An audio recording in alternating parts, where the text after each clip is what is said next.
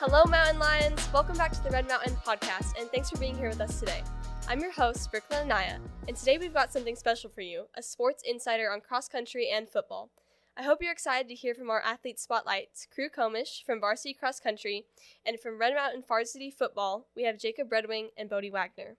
For all my sports fans out there, we'll be getting a deep dive into the nuances of both of these sports, exploring any unique rivalries, and hearing about what it really takes to succeed as an athlete in these sports. Our first athlete is Crew Comish from varsity cross country. Let's take a listen to that conversation. Hello everyone, I'm here with the one and the only and the speedy Crew Comish. Hey. How are you doing today, Crew? I'm doing pretty good. Thanks for asking. Yeah, well that's great to hear. So we're actually really excited to have you on the Red Mountain Radio today. Super excited to be here. Well, I'm glad.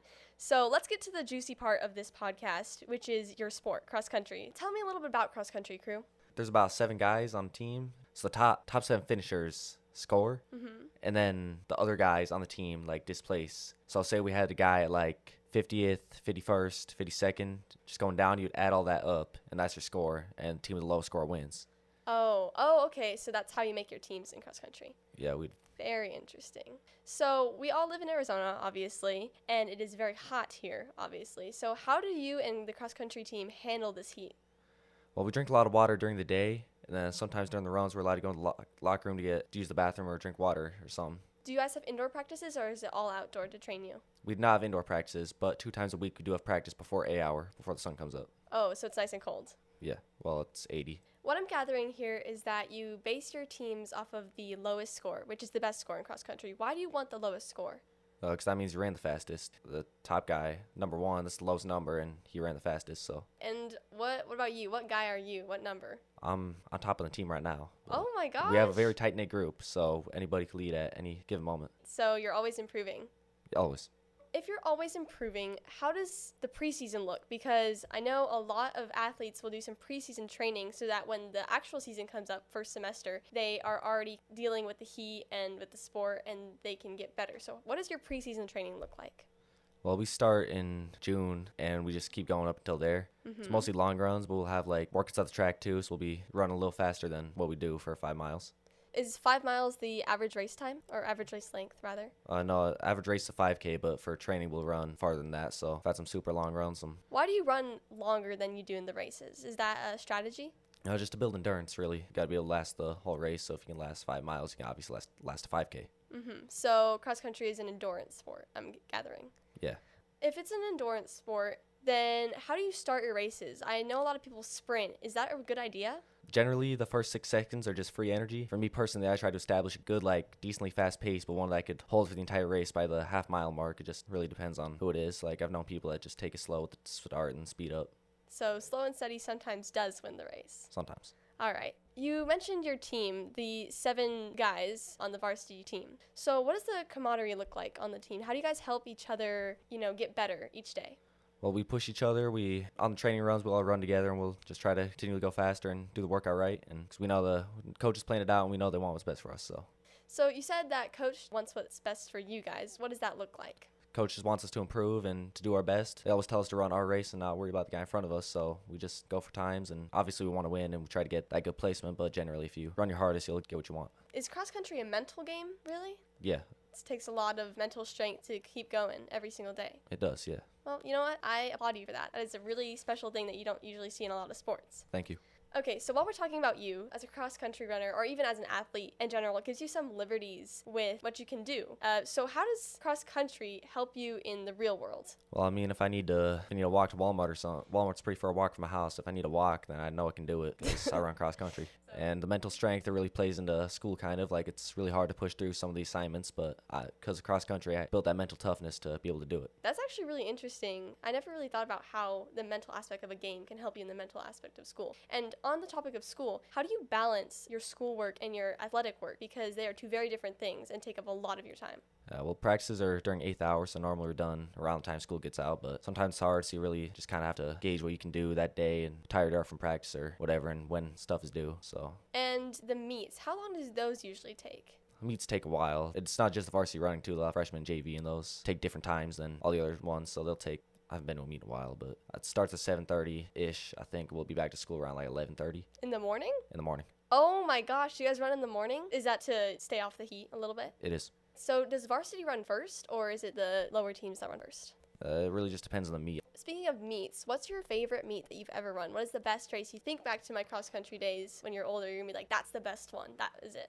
So far, it's been the Twilight meet. It's on a golf course. It is super flat with no hills, and there's not a whole lot of concrete. It's just grass, soft grass, and it's a crazy PR race. Like, teams come from Colorado and all over the country run there because how good the course is. Yeah, and I noticed you said Twilight. Is it run at night? That one is run at night. Generally, they're in the morning, but That's really cool. Is the golf course near here? Is it like Painted Mountain where the golf team practices? I'm not sure where it is exactly. It's not too close to here, though. Well, that sounds like a beautiful run. Have you been following cross-country in the Olympics? I haven't really. I haven't had the time to watch it. I would. I watched the 1500. Oh, yeah. Do you think you'll go to the Olympics one day, Crew? That's the goal. That's the goal? All right, well, when you go to the Olympics, make sure to get some seats for me. I'll be watching. All right. Another thing I want to talk to you about, are there any surprising rivalries? And not just Mountain View, because everybody knows Red Mountain doesn't like Mountain View. But are there any other teams that when you run against them, you're just like, I'm going to do my best because I really want to beat these guys? Or is it like that for every team? Generally, it's like that for every team. But there's a special feeling towards Highland. Oh, what's up with Highland? What's the beef? They were waving around a flag once in one of their races that they won. Well, my teammates goes, that's why we hate Highland. That's why we hate Highland, because they're cocky. I mean, we always like respect our opponents and everything. If we're waving around a flag, then we're going to respect you, but we're also going to beat you. Oh my gosh. I know cross country is, say it's an individual sport. You're running for yourself, but is it really? We're all generally competing against one another, so you could say it's individually. At the end of the day, we're all on a team, and our placement matters. So, but if you just run your own race and not worry about everybody else, just give it your all, you'll get what you want. Nice. What you want is first place? Yeah, generally want to win. What times are usually the winning times? What should you aim for when you're running those miles? What time period? The guys that get first generally run the 15-minute range from what I've seen. 15-minute 5K? Yeah. Oh my gosh. What's your best 5K time? 16:57. Oh, nice. Thank you. All right, but before we have to wrap it up, Crew, there's a new tradition I'd like to start on the Red Mountain Radio, something that listeners can look forward to at the beginning of every episode, something that they tune in for. So are you up for some trivia today? You know it. All right.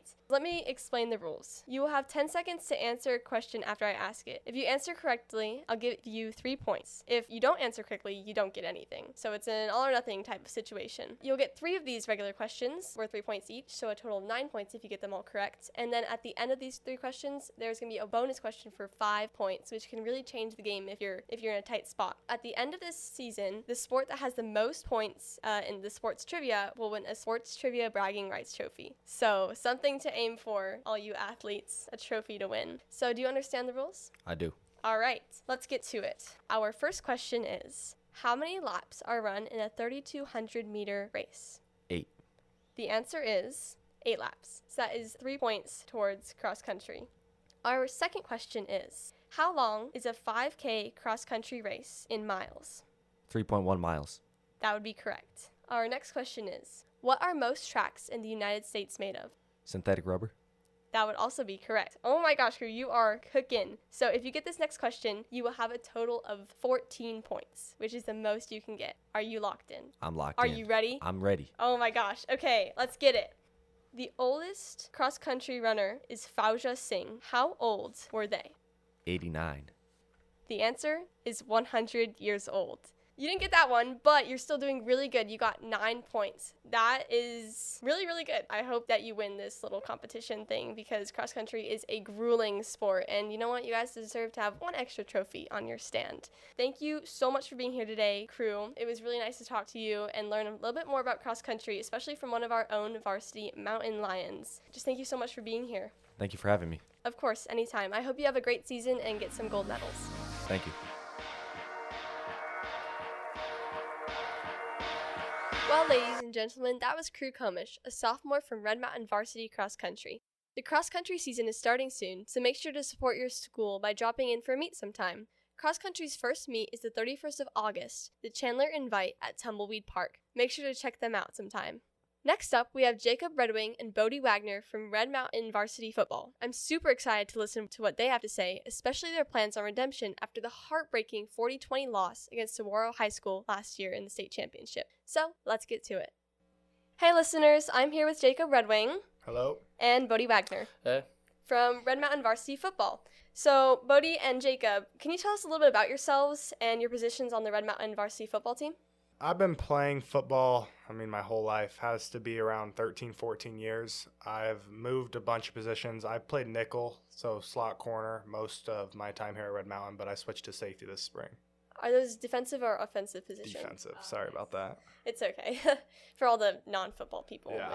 And what about you? I've been playing football since I was about 4 years old, I believe. From flag football to 7-on-7 to tackle since middle school. I play receiver, wide receiver, slot receiver. That's cool. And that's on the offense team? Yes, offensive. Yeah. So you're the one that scores all the touchdowns? Yes. Ideally. Yes. All right. Yeah. So a lot of people get into sports because of something that's happened to them or something that really just makes them attached to that sport. What is it for you guys? What makes you attached to football? Is it something special? For me, I grew up watching football every Sunday. My dad went to Corona del Sol down the road, so it's kind of like I want to be like my dad type thing. We go to Broncos games. I'm a Broncos fan. We go to Arizona State games, the Sun Devils, and just kind of surrounded my whole life with it, and I've just fallen in love with it. What about you? I've also grown up with it. My dad loves football. He played for Red Mountain, actually. I just love the sport itself, the friends, everything that comes with it. It keeps me active. I just love it. So you guys are kind of both like the family really makes you want to play the sport. Yes. Yeah. And when you beat Corona del Sol, whatever game it might be, you happy or sad about that? Because it's kind of a legacy, I'm assuming. Yeah, no, I would say I was happy. It was kind of a funny night. My stepmom, who is married to my dad now, had to leave early because she was having my baby sister. Oh my gosh. And so that turned into a whole thing, and so it was just kind of a funny night, but it was just kind of full circle moment. Really getting the family involved with Yeah, that one. exactly. Wow. And your dad, you said that he played for Red Mountain. Yes. That is really, really big shoes to fill. Oh, yeah, 100%. My goal is obviously to be better than him, but yeah, he was a good athlete. I think he played tight end, I believe, when he was in high school. Yeah, it's cool to stay on the same side of the ball as him. Those are really interesting reasons for you guys to play football and, really heartfelt too. You don't see a lot of athletes that have those really deep connections to the sport they're playing, so that's really interesting. One big thing that I do want to talk about, though, is the 2023 state championship that we were all so sad to see our own Mountain Lions lose. Can you tell me a little bit about what happened on that fateful day? You can go first. Well, kind of a sore subject, but it happens. You lose games. We lost 6 games last year in the regular season, and it's nothing that we're, shocked of. They were a good team. I think they deserve to be in the open, but whatever. We went out there. We put on the same pads as them. Maybe a couple plays go our way, it's a different score, but the game was close until the very end. Mm-hmm. I think our Cinderella story had to end sometime. We had a losing record going into playoffs and had that huge long run, and has to come to an end eventually. But I think partially we might have just got lost in the moment of just being in the state championship, not actually, or just being there, being at ASU Stadium, just not exactly being prepared for the team itself. But I don't think we did horrible. I think we still did pretty good and fought all the way to the end. Fought hard, yeah. Red Mountain is really proud of you guys, so that was a big step for you guys, especially as juniors when that happened. So since you are now seniors and you will be leaving Red Mountain this year, what do you want this season to look like? What kind of steps have you been taking to be like, okay, this is going to be the season, this is it, this is my last one? What do you want this season to look like? To see that team we had last year made it to a state championship, it kind of just shows the potential that we have. Since I've been here, we've lost in the semis twice and we've lost in the championship once. So we just got to fix those little things up, and who knows, it might even get better this season when you take home a trophy. Mm-hmm. I think I can speak on the behalf of me and Jacob as being captains. I think us being leaders to the team and really coaching everyone really makes a big difference on how our season will go. Because if we set a good example, they're gonna follow us, and I think all the hard work that we put in, the entire team puts in, I think it's gonna do really good for us for the season to come. Mm-hmm. So as captains, how do you guys help lift up your other teammates when they're having a bad day or a bad practice? How do you help them become a better player?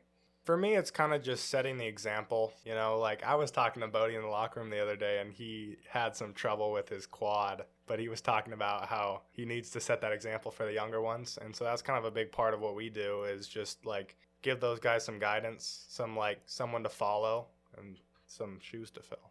Mm-hmm. Yeah, regardless if I'm hurt or someone's hurt or not, just being there and being present, working, especially being the type of people that we are, setting the example for them, I think it's really big. If they're not having a good day, they got to be coachable. We'll help coach them. It's kind of part of our job as being teammates and captains, is coaching the younger ones and criticizing the small things to make them better player.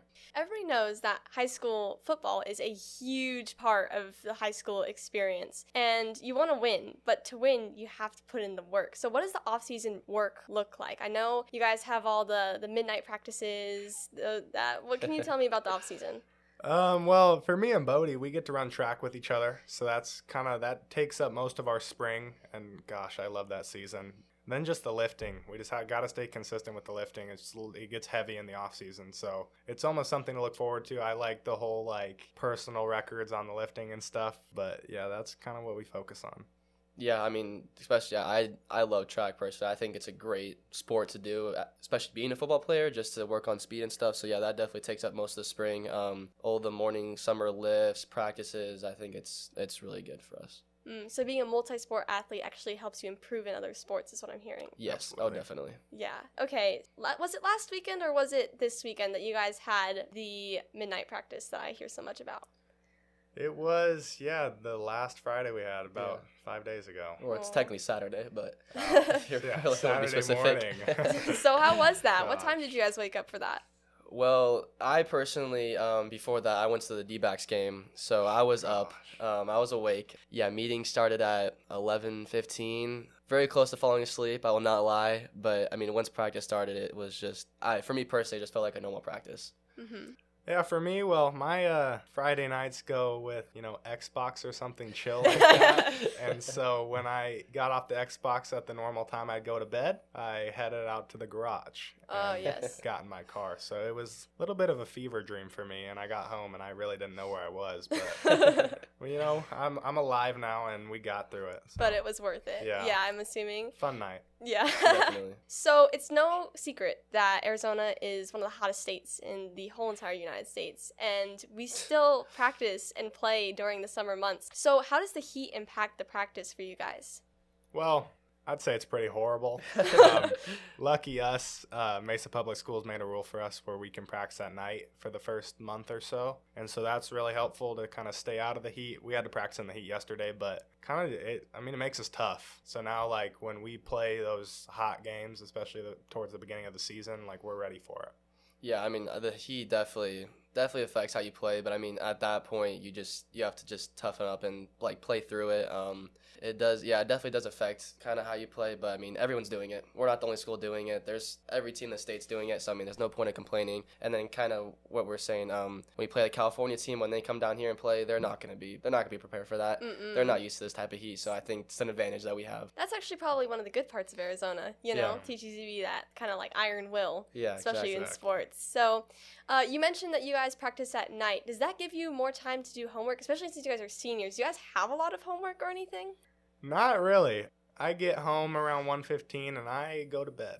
And I wake up and I go to practice. But, I mean, I'll get that little work done. But, I mean, as a senior, there's not really much to do. No? I mean, I guess I'm a little more productive. I get out at 12:30, so I got a little bit more time. I don't know, my anatomy class, I got a lot of homework in there all the time. So I always do my homework, my chores, and all that stuff, and then eat, maybe get some rest if I have some time, and then, head out to practice.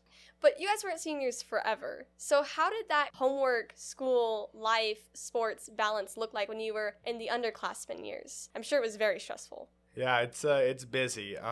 For me, it's just getting as much as you can done at school because obviously we didn't do those night practices these last few years, so you go from school straight out to the field and you don't get home until 7, 8. And so I would do a lot of work in class, and then obviously after practice I'd have to finish it up. So it's busy nights. Yeah, I just think time management was a big thing, especially trying to learn at a young age, being as a freshman, sophomore, going into high school. It's a whole different process. I personally like getting all my schoolwork done at school to where when I get home from practice, I can just eat and go to bed, just relax. It takes a little bit getting used to, trying to balance that homework and football, but once you get used to it, it's not bad. Pretty easy. Yeah. Yeah. So we all know, everybody at Red Mountain knows that we do not appreciate the School of Mountain View. Can you tell us a little bit about the football team and its relationship with Mountain View? I mean, I could probably name every single player on that team. Oh.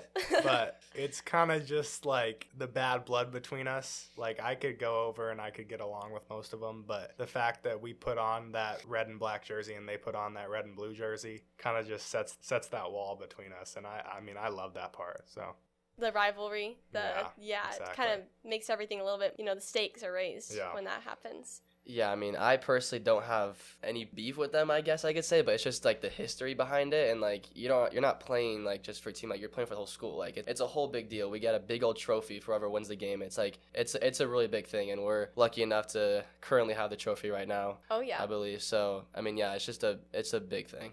Toros down, everyone. Yeah, yes, absolutely. In football, you guys, make a lot of friends. There's a lot of camaraderie on the team. What does that look like between the upperclassmen and the underclassmen? How do you all come together to be one Red Mountain football? How do you make that kind of relationship with everyone? Well, these last 10 years, our JV and our varsity tend to stick together. I know it used to be very split a couple years ago, but it's nice to be able to practice with them. And so when our varsity defense gets off, our JV defense gets on, and we're able to help them from the sideline. And then they come off, and we've just built that bond with each other. And our locker rooms are right next to each other, so it's nice to be able to go over there and talk to them.